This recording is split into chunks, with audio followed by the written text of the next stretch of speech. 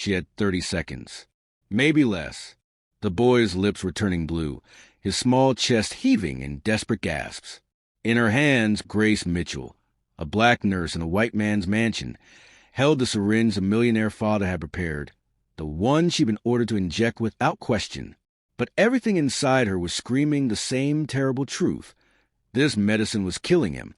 When Grace accepted the live-in position at the Whitmore estate, the $75,000 salary seemed too good to be true. 7-year-old Ethan had hemophilia be requiring round-the-clock care, and Richard Whitmore, one of Boston's wealthiest developers, wanted only the best. The first week passed smoothly. Ethan was sweet despite a confinement to the mansion's medical suite. Grace administered clearly labeled medications, monitored vitals, read bedtime stories. Everything seemed legitimate. But Grace Mitchell hadn't survived 15 years in pediatric ICU without developing instincts that went deeper than protocol. And those instincts were screaming. A tremor in Ethan's hands after injections. Unusual bruising inconsistent with hemophilia. Progressive weakness despite aggressive treatment from the finest specialists. She'd raised concerns twice. Richard's response arrived with that practiced smile that never reached his eyes. "Miss Mitchell, I appreciate your dedication, but I have Harvard-trained specialists managing my son's care. Your job is to follow the protocols I provide. Nothing more." The unspoken words hung between them. Know your place. Have you ever trusted your gut when everyone told you to ignore it? What would you do if you suspected something terrible but had no proof? Drop your city in the comments. And if you believe protecting a child matters more than protecting your paycheck, hit that like button and subscribe to Story Arc. Tuesday afternoon changed everything. Grace was restocking the medication cabinet when her phone slipped, jarring open the bottom drawer. Inside, beneath invoices, was a manila folder. Her fingers were reaching before her mind could stop them. The insurance policy was dated 6 months earlier. $20 million on Ethan's life. Double payout for chronic illness death. Paper clipped to it. Stock charts showing Whitmore Development Corporation hemorrhaging millions. And there, in Richard handwriting, hemophilia complications, natural causes. Timeline for the 6 months. He wasn't trying to cure his son. He was trying to murder him. Grace photographed everything with shaking hands. The policy, the financials, every medication bottle, the pre-filled syringes, the treatment logs. Then she called Dr. Sarah Chun, her former supervisor at Boston Children's Hospital.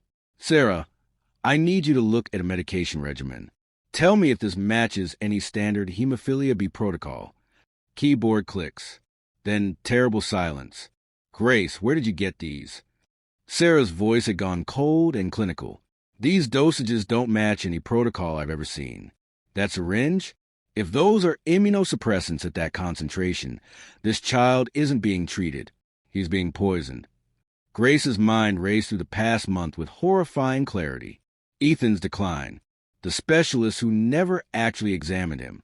Richard's insistence she used only his pre-filled syringes.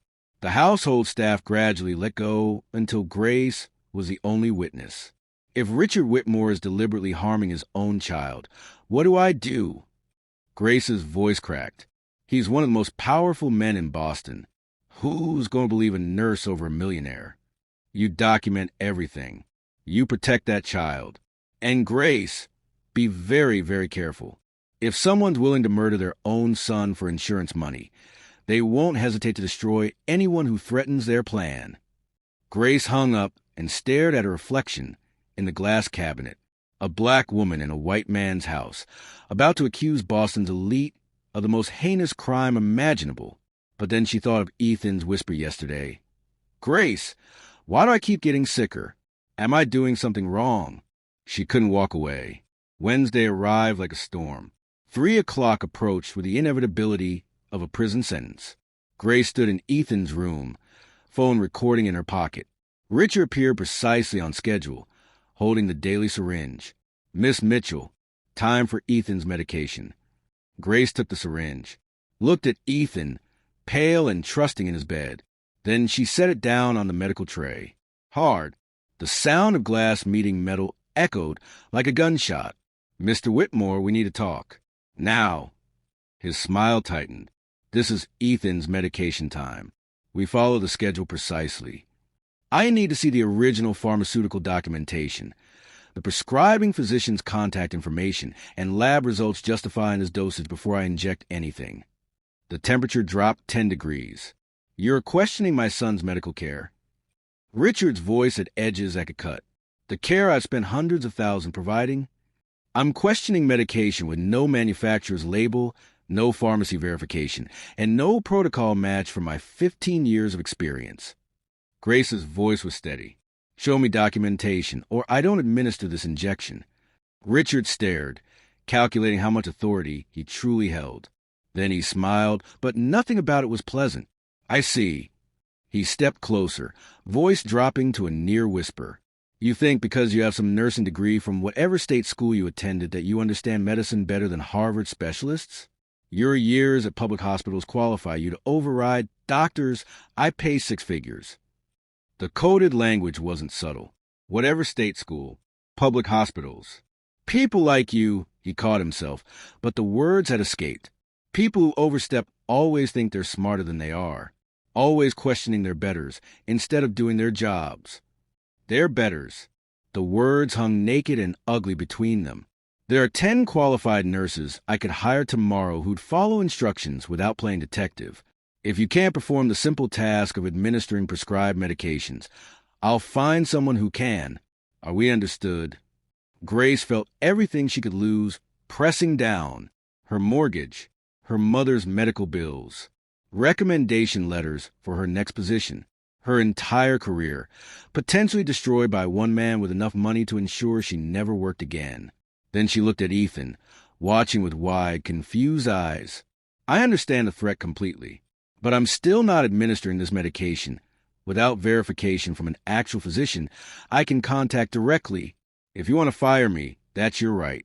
But I will not inject an unverified substance into a child's bloodstream. That's not negotiable. Silence stretched like a chasm. Richard's face had gone rigid, a vein pulsing at his temple. From the hallway came a soft gasp. Mrs. Chun, the longtime housekeeper, stood frozen with cleaning supplies in her hands. She'd heard everything. Mrs. Chun, Richard snapped. This is private.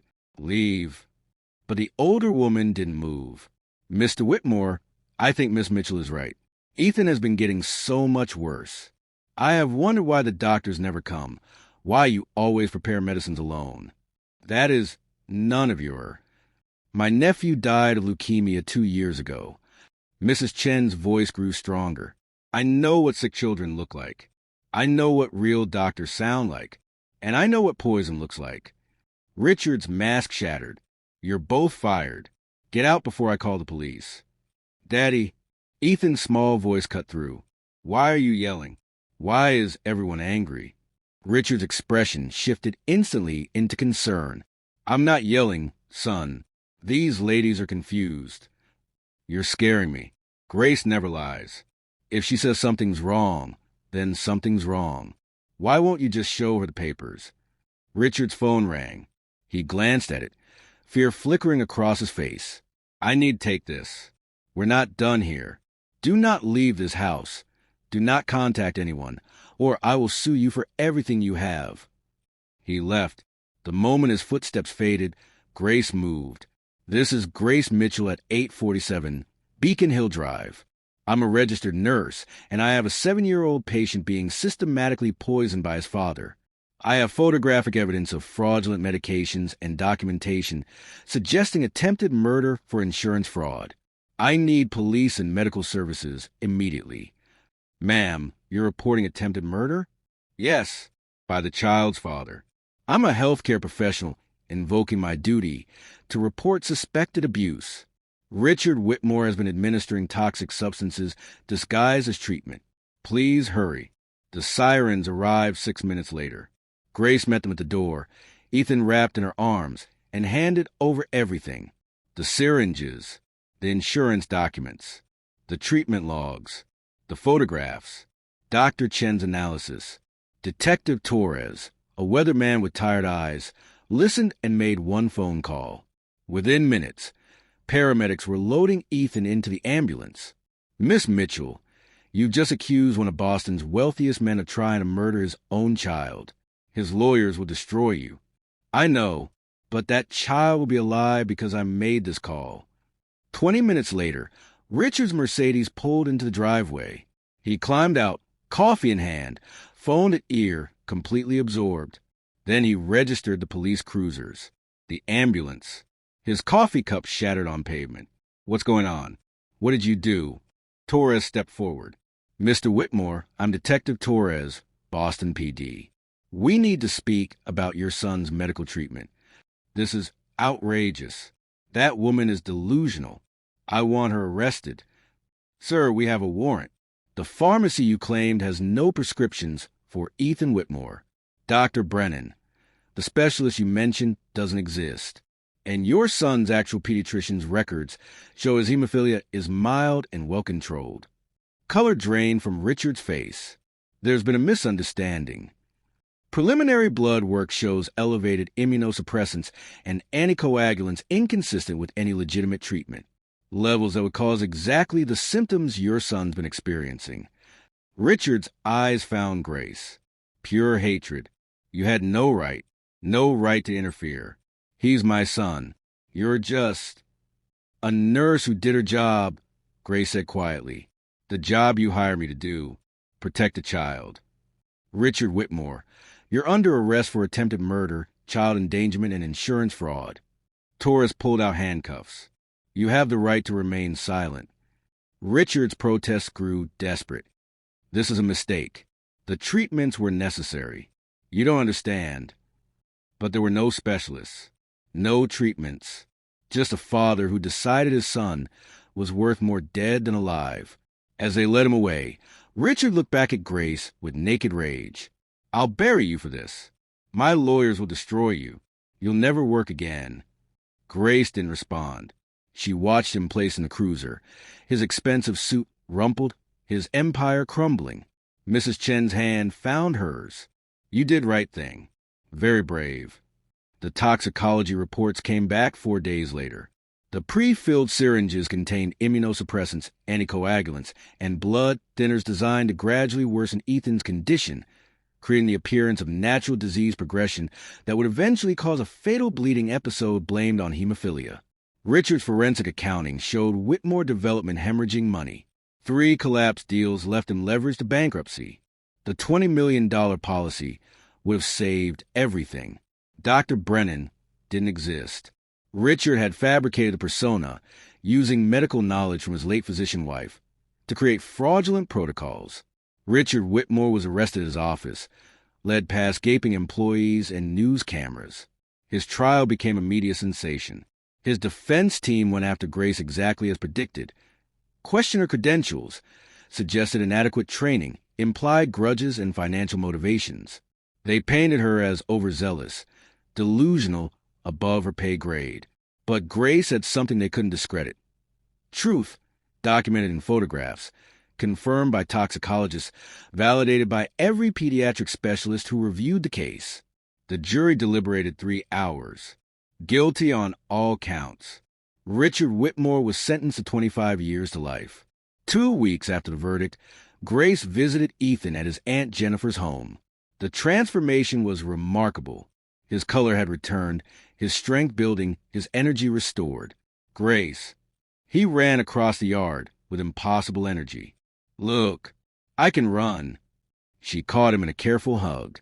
They sat together in autumn sunshine, and Grace helped with homework. Grace, are you going to get in trouble? Aunt Jennifer says people on TV are saying mean things. Some people are saying mean things, yes, but a lot more are saying kind things. And the most important thing is you're safe and healthy now. Why did my daddy want to hurt me? Was I bad? Oh, honey, no. You weren't bad at all. Your daddy had problems that had nothing to do with you. What he did was wrong, but it wasn't because of anything you did. Because you were brave, even though you were scared, right? Yes. Will you still visit me? As often as they'll let me, sweetheart. That evening, Grace's inbox flooded with hundreds of emails, news outlets, nurses, healthcare workers, advocacy groups. The Massachusetts Nurses Association offered her a position on their ethics board. A whistleblower organization asked her to develop training programs. A publisher inquired about her story rights. Grace began to type. My name is Grace Mitchell. I'm a pediatric nurse. And I want to tell you about the hardest decision I've ever made and why I'd make it again. The article went viral within hours. Nurses nationwide shared stories of times they'd faced retaliation for patient advocacy, been told to stay silent, been punished for questioning authority. A movement began. Healthcare workers demanding better whistleblower protections. Patients' rights organizations calling for reform. Legislators proposing laws to shield medical professionals who report abuse. Grace found herself at the center of something larger than she'd imagined, not because she'd sought it, but because she'd done something that shouldn't be extraordinary. She protected a child when protecting him meant risking everything. If Grace's story made you angry, hit that like button. Anger at injustice is a first step toward change. If you believe healthcare workers who speak up deserve protection, subscribe to Story Arc. And if you've ever been told to stay in your lane when you knew something was wrong, drop your story in the comments. Grace stood alone, but she shouldn't have had to. Let's build a community where speaking up is supported, not punished. Because the next child's life might depend on someone finding the courage to question authority when that authority is wrong. Some battles are worth fighting even when you're terrified. Some truths are worth speaking even when you stand alone. Because courage isn't the absence of fear. It's being absolutely terrified and protecting the vulnerable anyway.